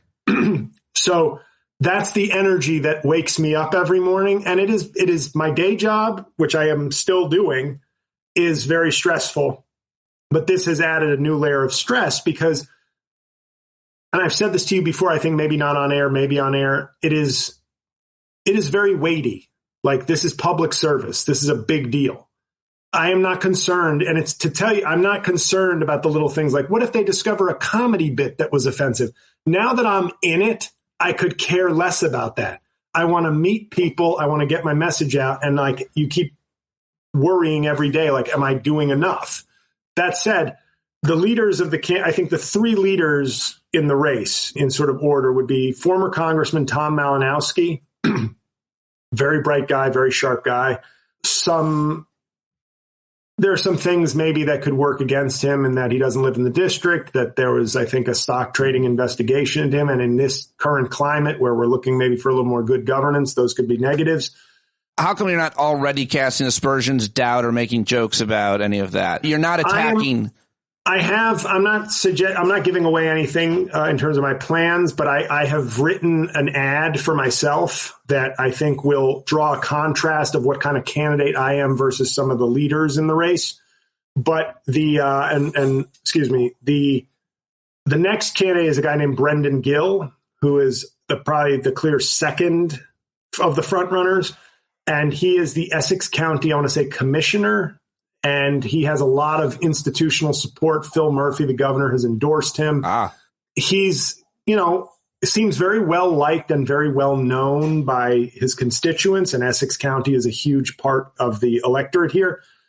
But at the same time, there is something about him, to be fair, that is a little bit, he's what you'd expect of, like, he's the local guy whose time is now. I don't know that there's a dynamism and an inspirational element to him, but he seems like a nice guy. I met him for the first time tonight. But I'm saying if you're handicapping the competition in a sort of blunt way. And the third is a woman, Ana Lilia Mejia, who has been endorsed by Bernie. She was a political director for Bernie. Like, she's a very connected progressive. Now, this isn't the most left-wing district, but she's somebody who obviously is going to occupy and try to dominate that change agent lane. So what I've been arguing so far, and I think it's resonating with people, even if it's not turning them into JL voters yet. I think they appreciate that what I'm arguing for as a person, like personally, is for the last 10 years, the Democratic Party has put forth career politicians, sort of behind closed doors, selected politicians, and a kind of element of the party. And I know you're a more progressive guy, but a sort of, the Democrats are the real problem here, not the, I have more fire there's an element of the progressive wing that I think often has more fire for the left than they do the right. And I'm arguing for a just sort of plain spoken, relatable, left of center progressive, but who is not annoying, who is not bought, who is not constructed out of anything, just a citizen in the district with some substantive qualities and the engagement qualities that the Democratic Party has been sort of lacking for a little while now, as we fall behind Republicans in sort of the media space. So that's kind of my argument for, like, we need a good message, but we also need good messengers and maybe new messengers to carry on and build instead of, we have the better policies. We have, the fact that MAGA should be, and I think I said this tonight or today during a talk, but like should be one of those 30% fringe parties that, like in Europe, they get very scared if that party approaches like 33%. And they're like, we must all unite, like France did with the Marine Le Pen party. They're like, okay, we all have to unite because we all agree, regardless of our differences, that's the problem. Here, we don't do that. No. And some of that is Trump voters. I'm not looking to reach many of them. But there are lots of people who don't vote at all. There are lots of Democrats who've become disaffected. And my argument on a personal level is maybe we have an opportunity to get a new voice, a capable voice. I'm not just saying, I'm new, so hey, try it. It's new but capable. So that's on the personal level. On the issues, I'm basically running on 4 issues that I consider crises in this country: elder care, climate, affordability with an emphasis on housing, and democracy.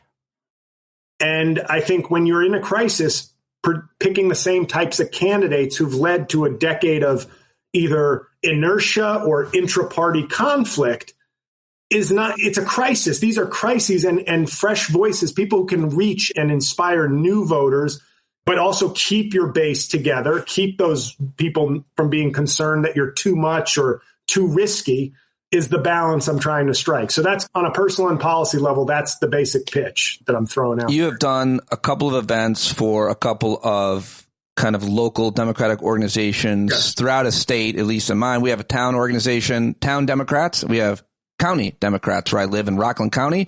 There's Rockland County Democrats. There's also the Clarkstown Democrats. Then there are other organizations, Working Families. There's activist organizations like Moms Demand. There's environmental organizations, so on. They all interview candidates and often endorse. That endorsement matters. They put an email blast out and so on. You've done a couple of these events so far, and it was great to talk to you off the air and also to hear from you. I think I saw it in your video. You feel like you stood out. You feel like you're doing a good job so far. Tell us a little bit about how it has gone. Yeah, I think to be totally honest, I'm sure there's a slight element of lowered expectations at this point for me, because even my fans half the time don't know my academic or professional qualifications and experience. They know me as a somewhat smart comedian, and they go, "Oh, very interesting. You're getting involved." So I think my approach to this is to show that I have a focus, that I'm aware of the issues, that I'm an educated person, that I have a day job where I'm helping people fight eviction, so that now they see I've presented the comedy. I don't run from the comedy. I present it as a plus factor in a modern media landscape. And I think people are starting to appreciate that message. And like I said, I don't know that any of these counties will come close to endorsing me. But the first step is to get to be considered legitimate and a viable, at least a legitimate candidate, somebody who is legitimate, and then reach as many people individually and in groups as possible, because I have no expectation of getting any of these counties endorsements, both from some of these candidates have deep ties and long records with these counties and these organizations. But it's a good step when you see people who, even if they're preordained to endorse a candidate, when they look at you in a different way, when they congratulate you or they say, "Oh, very interesting. I really liked what you did tonight." And I'm not doing jokes. So they're saying, "Oh, you were, refreshing. You were honest. You were clear." And I'm not even trying to do that. I just am different than the normal politician. So how do you, I'm sure the question you're getting, a lot of people find out that you're a comedian. It's interesting how people are learning about you for the first time. They find out that you went to Georgetown Law, that you worked for the government, Department of Justice, right? No, local prosecutor. Local prosecutor. Certainly the work that you're doing right now, I feel like must be pretty important to your character. This guy's day job is advocating for people and housing and preventing them from being evicted. And then they hear your message and then they see how tall you are, which means something. I don't know if that means anything. How do you get around, or how are you handling the question that it's not a serious campaign because you're a stand-up comedian over all that? After the first batch of articles, when I just announced I was running and I was interviewed by a few places, I haven't gotten that question since. I think now getting the signatures, and then by the time you hear me speak or address issues, there just isn't a question. It's like, clearly there's no gimmick here. I don't give off gimmick when people see me. I make them laugh a couple times, but there's nothing wrong with that. But it's not. Nobody questions me once they've met me. They understand that whether I'm their candidate or not, they understand I'm serious. What's the pathway? The primary is in June. There are a bunch. No. The primary is in February. It's a special election to fill the seat. So the primary is in 2 months. Which is why you had a very, very short amount of time to build up to get the signatures, and then that obviously filters out people from wanting to run. There's a lot of other things that prevent people from running for a seat like this, but in a short campaign like this, those issues come up and weed people out. I'm glad it didn't with you. You got the necessary signatures. Between now and February, what happens? So many different events. How does the field get winnowed down? I'm sure to some extent. How much money will people be raising, and how much money is your goal? Like and obviously we want everybody that is listening to donate. I've already donated, and I donate to no candidates, and I don't because I try to fashion myself as an objective journalist to a certain extent. I'm real transparent about it though. And so I did donate to JL. I donated $75,000. That's fine. Okay. So I guess that hasn't cleared yet. Oh, for me, the process now is basically a sprint for 2 months where you're trying to do 5 things a day. You're trying to make contact with donors in some fashion.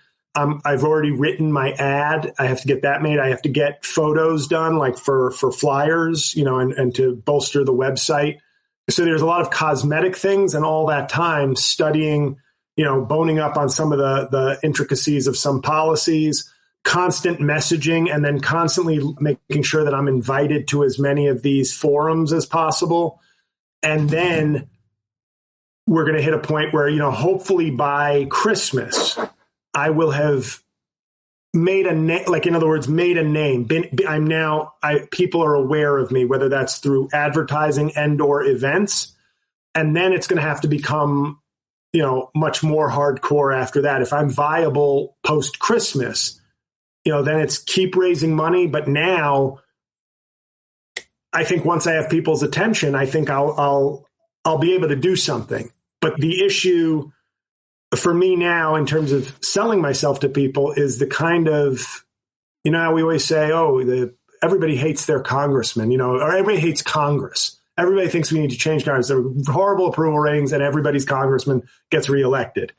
I just want to let people know you can trust me with the job. You can trust that I'm capable of it. And you can trust that I'm a regular person.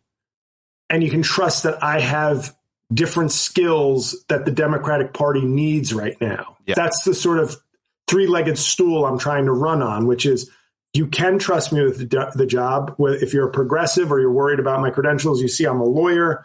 I have a sort of regular day job I'm an educated lawyer, all that kind of stuff where you go, okay, if we're going to take a risk on a first-time congressman, he certainly seems to have a background that isn't a giant leap from becoming a lawmaker.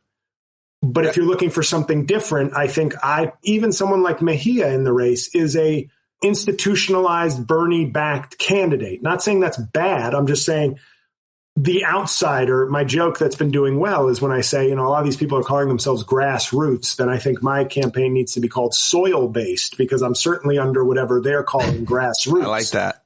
But it's also the truth. It's like it's buzzwords and all this stuff. Like we're out here, a very small group, just believing still in the idea that a man or a woman who lives in their district, who has some skills and has a desire to help and wants to get involved, can get involved. And I'm in this to win it, but I also am in it for the process and to say, I need to believe that I have a chance, as not just as a candidate, but as a citizen.